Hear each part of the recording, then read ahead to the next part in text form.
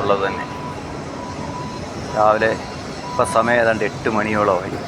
ശാന്തമായിട്ട് കിടക്കുന്ന കടൽ, ആ കടലിൻ്റെ സൈഡിലാണ് ഞങ്ങൾക്ക് ഇപ്രാവശ്യമുള്ള വർക്ക് കിട്ടിയിരിക്കുന്നത്.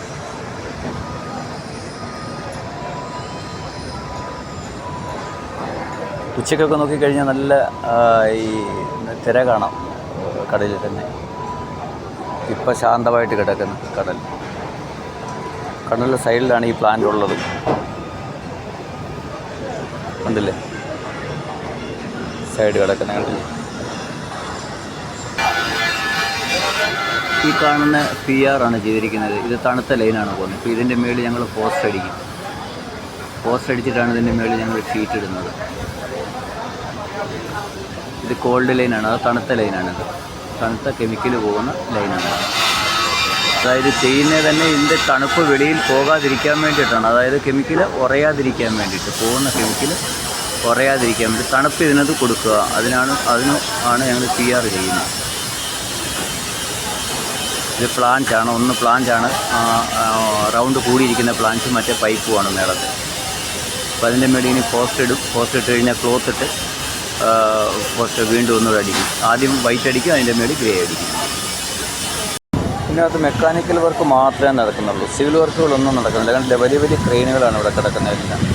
ഇപ്പോൾ വലിയൊരു ക്രെയിനാണ്, വലിയ പൈപ്പ് പൊക്കാൻ വേണ്ടിയുള്ള ക്രെയിനാണ് ഇത്.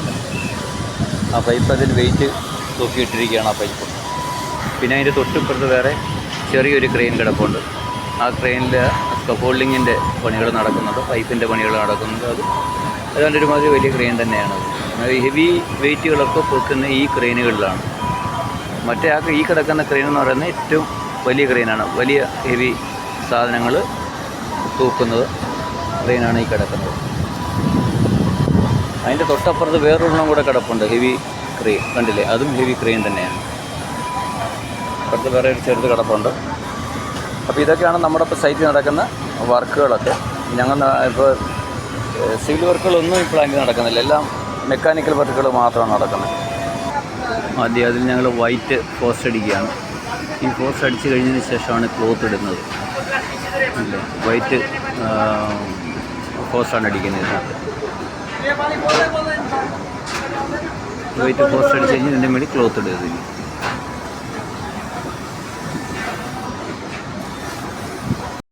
അതിൻ്റെ മുകളിൽ ഇനി അടുത്ത് ഞങ്ങൾ ക്ലോത്താണ് ഇടുന്നത്. ഇതിൽ അതൊരു പ്ലാന്റ് ആയിരുന്നു, അത് PR കിട്ടിയത് ഒരു ബോക്സായിട്ട് ഞങ്ങളത് എടുത്ത് അപ്പോൾ അതിൻ്റെ മുകളിലാണ് ആ ക്ലോത്ത് ഇടുന്നത്.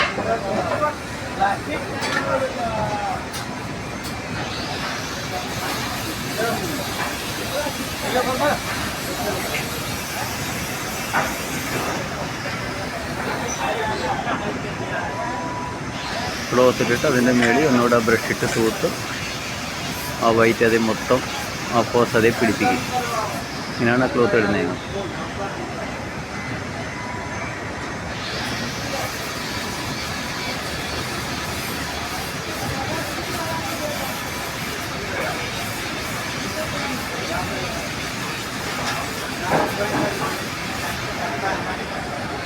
ആ ക്ലോത്ത് ഫുള്ള് റൗണ്ടിലിടുകയാണ്.